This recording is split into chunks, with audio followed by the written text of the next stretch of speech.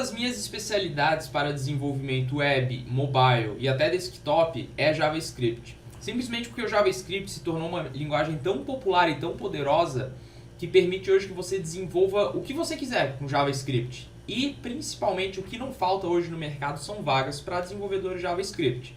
Eu utilizo o JavaScript para desenvolver no back-end com Node, eu utilizo o JavaScript na web para criar interfaces, obviamente.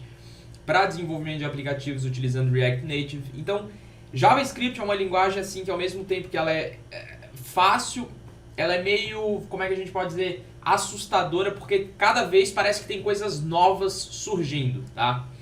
E hoje, sendo também programador PHP na web, só que lembrando que o PHP só serve para back-end na web, não é igual ao JavaScript que é muito amplo, é diferente, sabe? Então eu vou fazer o seguinte, eu vou te passar um guia aqui com as principais coisas que eu reuni sobre o JavaScript, a gente vai fazer com mão na massa mesmo, para você ver na prática que não é assim um bicho de 7 cabeças. Principalmente quando você parar e realmente analisar os códigos JavaScript, você vai ver que no final é tudo a mesma coisa, porque é JavaScript, tá? Então se você gosta do meu conteúdo aqui do canal, gosta da minha presença, já deixa o like e se inscreve, que é muito importante para eu continuar trazendo o conteúdo aqui, beleza? Sem mais delongas, vamos para o guia de sobrevivência JavaScript em 2021. Bora lá! Eu já criei um projeto chamado de JS, tá? Aqui na minha área de trabalho, e eu vou utilizar o plugin Live Server, que permite que eu atualize em tempo real tudo que está acontecendo aqui, tá? É muito útil. No curso de JavaScript da Dunk Code eu ensino como utilizar, dentre os outros cursos que fazem parte do pacote Full Stack. Se você não conhece o pacote Full Stack, link na descrição. O ritmo dessa aula vai ser acelerado, tá? Justamente porque eu quero passar bastante coisa em pouco tempo, então vamos começar. Eu vou criar um corpo básico de HTML para ter aqui uma estrutura para depois, caso eu queira manipular, manipular aqui os elementos eu consigo, mas eu vou principalmente aqui abrir o meu console do navegador, ok? Eu vou inclusive aumentar ele um pouquinho aqui a altura. E aqui, a primeira coisa que eu vou fazer é criar um script, e eu vou ver se está funcionando o meu plugin atualizando em tempo real, colocando console.log, alô, eu vou salvar.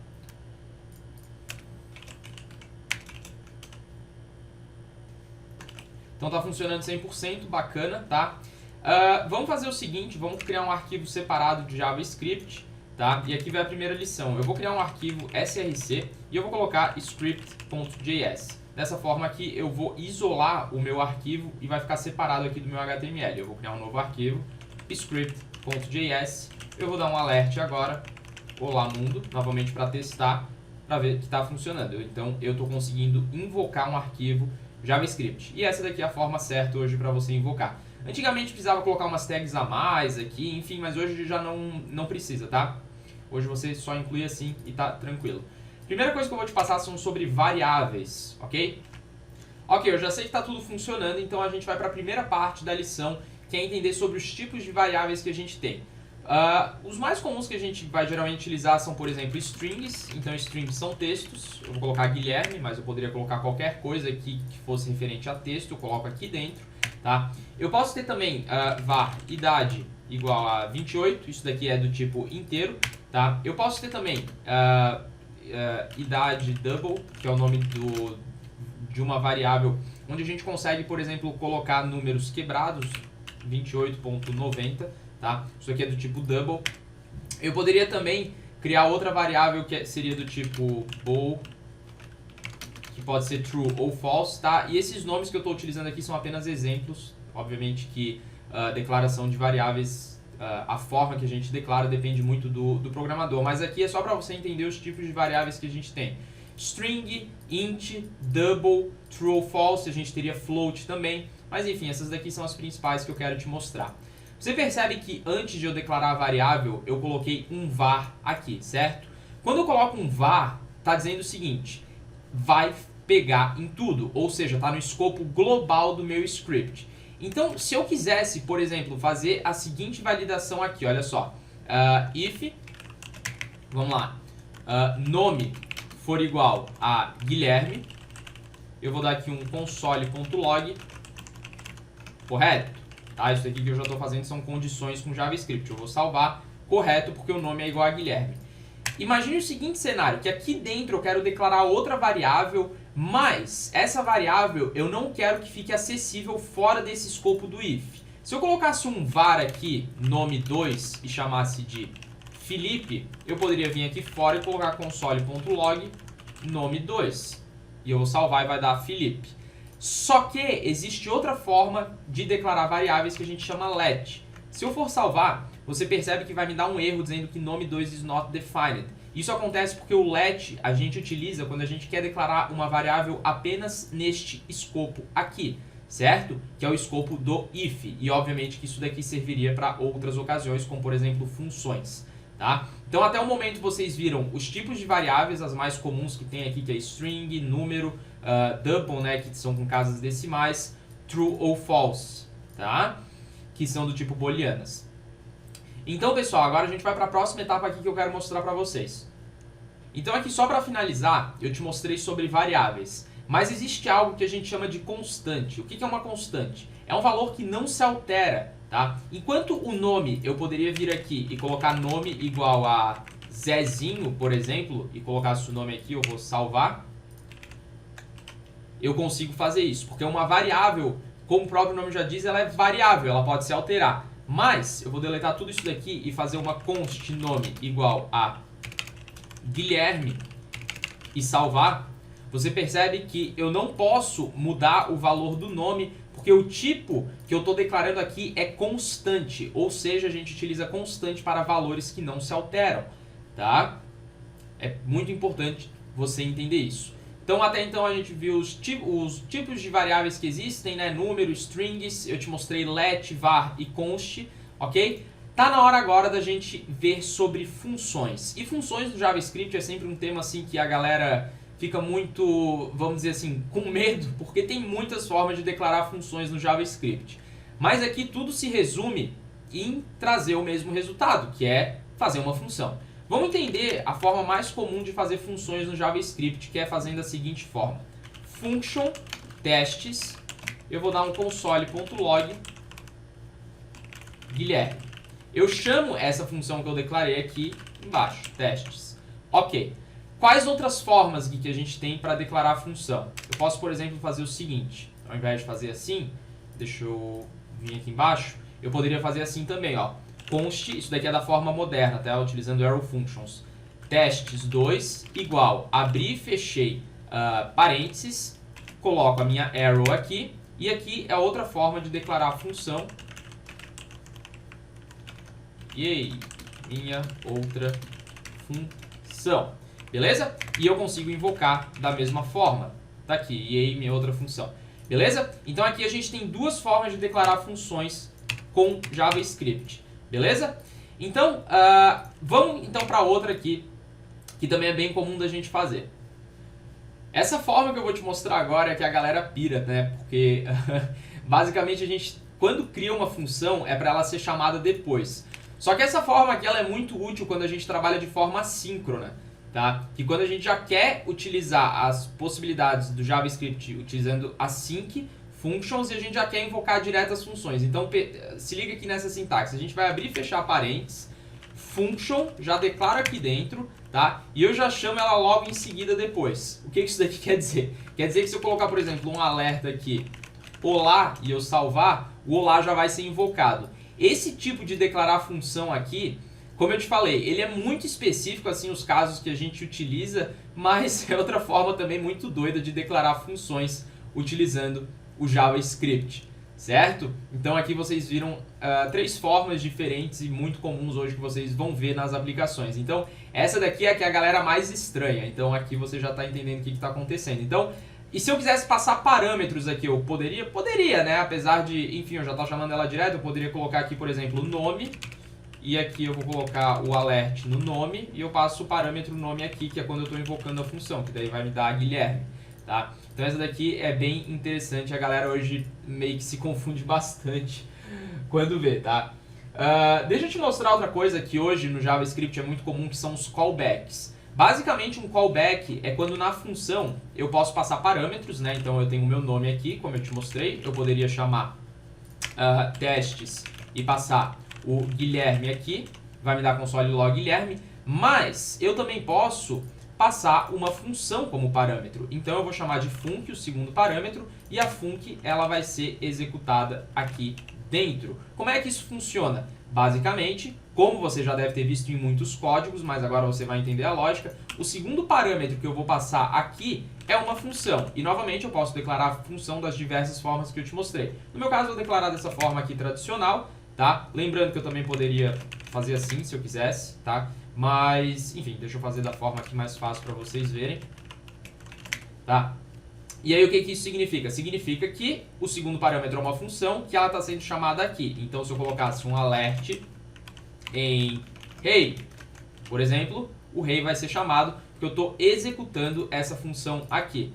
Gui, e se eu tivesse, por exemplo, uma variável no escopo global de... deixa eu colocar aqui var, vamos chamar de nome global Felipe. Será que ele funciona dentro desse callback? Vamos testar? Vamos colocar aqui nome global, salvar. Perceba que funciona, justamente porque eu estou colocando de forma global, tá? Então é muito importante você entender que o JavaScript, você percebe que é muito fácil a gente se perder no código, porque é muito fácil a gente declarar as variáveis e a gente se perder. Então, por exemplo, aqui eu tenho esse nome aqui, certo? Que eu estou passando como parâmetro. E se eu tivesse esse nome aqui, qual dos dois que iria prevalecer? Vamos fazer um teste aqui.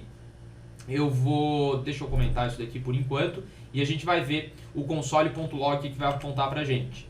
Me apontou Guilherme, tá? Por que não apontou Felipe? Porque o nome aqui, ele está prevalecendo sobre a minha variável global. Então vocês têm que ficar muito atento, porque é muito fácil de declarar variáveis, funções. Então você tem que ter bastante conhecimento e, claro, sempre manter o seu código organizado, certo? Então aqui eu te mostrei mais um pouquinho da questão das variáveis globais e eu te mostrei algo que é muito comum hoje, que são os callbacks. Vamos ver mais sobre callback aqui na prática?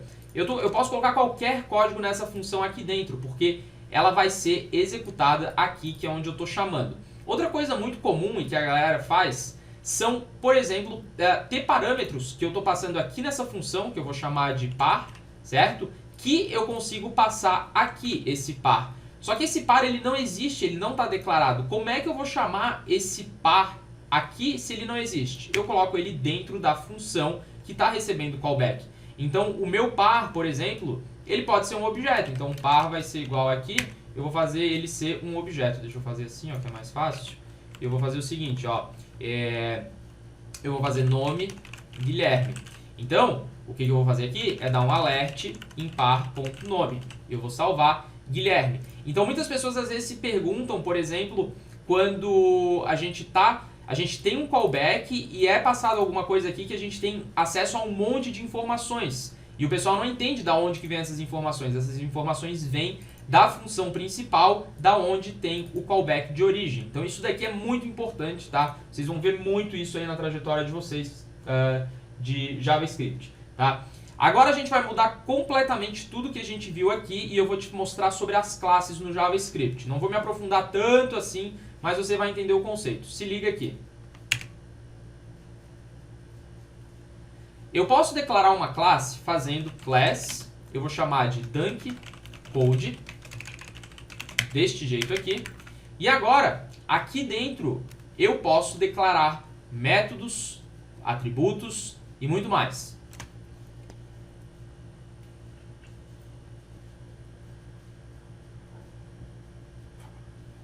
Vamos lá então, olha só. Geralmente as classes têm um método que a gente chama de constructor, que é quando ele é invocado assim que a gente instancia essa classe, tá? Então, por exemplo, aqui, nessa minha classe, eu vou ter um nome que eu vou chamar de Guilherme, certo? E eu vou ter funções aqui dentro, por exemplo, print nome, tá?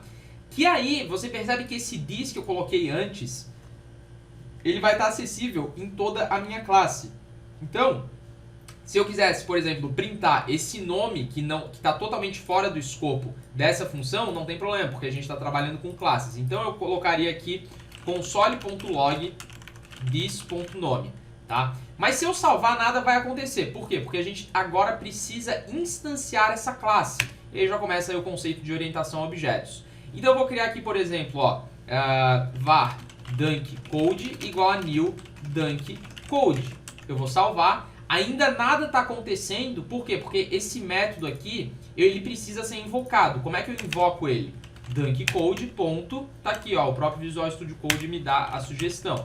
E aí ele printa o Guilherme para mim, o this.nome, que é acessível apenas aqui dentro, tá?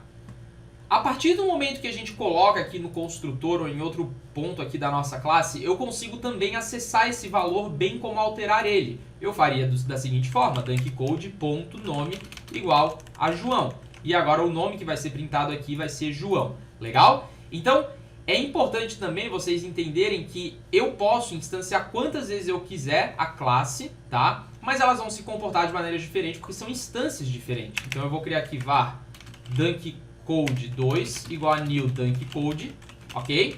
E aqui esse daqui, que é o João, que é dessa minha primeira instância, esse print nome é João. Se eu chamar o dunkcode2.printNome, vai ser Guilherme. Por que vai ser Guilherme? Porque é o padrão aqui que eu estou passando no construtor, certo? Outra coisa que a gente pode fazer também é passar parâmetros no método construtor, que eu posso fazer o seguinte daí, olha só. Eu já vou inclusive dar um console.log aqui direto para vocês entenderem, console.log em this.nome, porque no construtor eu posso passar parâmetros, vai ser nome. Então this.nome é o nome. Só que o nome eu vou passar ele aqui agora, certo? Então, olha só, o nome eu vou passar Felipe. Salvar Felipe, tá? Então eu consigo também passar parâmetros aqui e aqui eu consigo daí depois printar. Printar que é, no caso, o que eu estou fazendo, né? No caso aqui, eu estou utilizando this.nome aqui da classe, associando com o que eu estou passando os parâmetros. Que os parâmetros eu posso novamente passar o que eu quiser, certo? Então agora vocês entenderam o conceito básico de classes no JavaScript. Bom, pessoal, a gente vai para a parte final. Existem muitas features do JavaScript moderno. Eu realmente recomendo você dar uma olhada no curso de JavaScript completo da Dunk Code, mas aqui eu vou para uma parte que é extremamente, vamos dizer assim,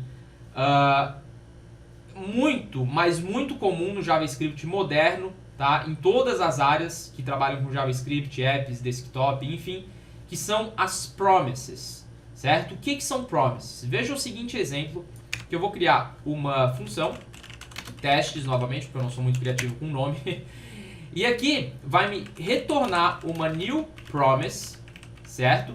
Uma new promise, ela recebe um callback que vai ter um resolve e um reject, ok?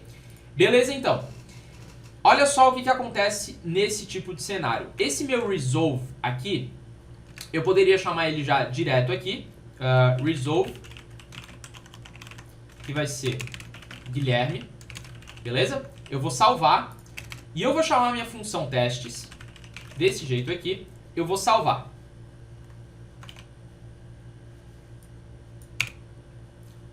Pessoal, só uma correção, promise é com S, não é com 2, tá?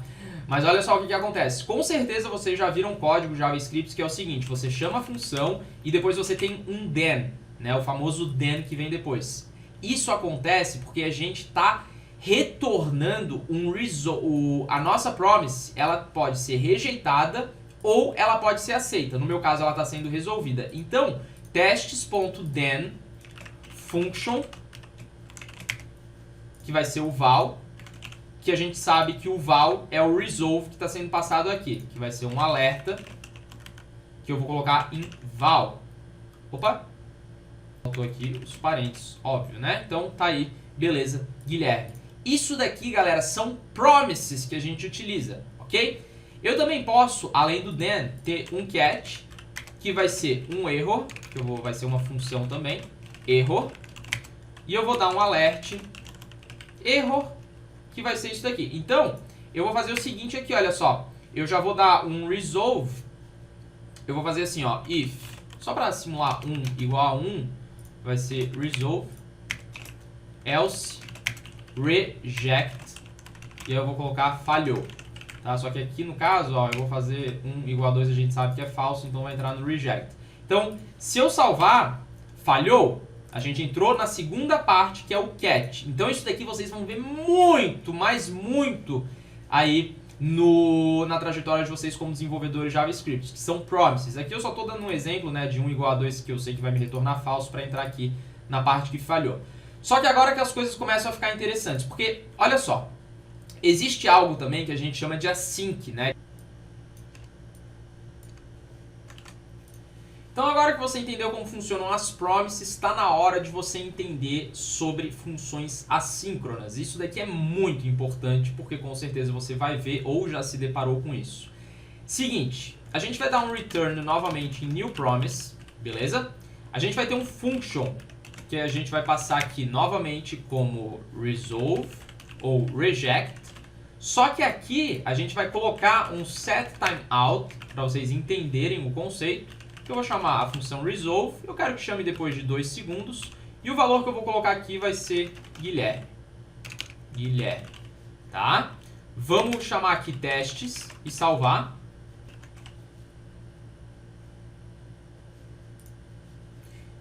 Eu tenho o Guilherme sendo chamado. Perceba que eu tive que colocar o then aqui, ó. Guilherme sendo chamado depois de 2 segundos, beleza. Agora, o que acontece? Eu tenho um código depois que vai ser um console.log. E galera, sinceramente, de todas as explicações que vocês vão ver na internet, modéstia à parte, essa daqui foi depois de muito estudo para passar de uma forma bem simples para vocês. Olha só, eu vou colocar chamando depois da função aqui do... função promise, tá? Só de exemplo, tá? Você vai perceber o seguinte, que... não chamou o chamando depois da função promise, beleza? E o Guilherme ele veio só depois. Por quê? Porque esperou 2 segundos e o meu código não importa. Ele foi e seguiu aqui como ele deve ser seguido, certo? Isso daqui em algumas situações, beleza, a gente quer que isso aconteça. Mas e se eu quisesse que esperasse isso daqui ser resolvido para depois da sequência do meu código? O que a gente teria que fazer aqui? Bom, a gente utilizaria o conceito de await. Eu vou colocar aqui, await. E agora eu estou ordenando que espere para ser executado. Só que aqui a gente vai ter um problemaço, porque eu não posso utilizar o await fora de um escopo que não seja assíncrono. E aí que a gente vai fazer o seguinte, utilizar aquela boa e velha técnica que eu ensinei para vocês e que é muito comum. Eu vou abrir e fechar parênteses e já vou executar minha função aqui, async function, beleza? Deste jeito aqui, e eu vou colocar tudo aqui dentro.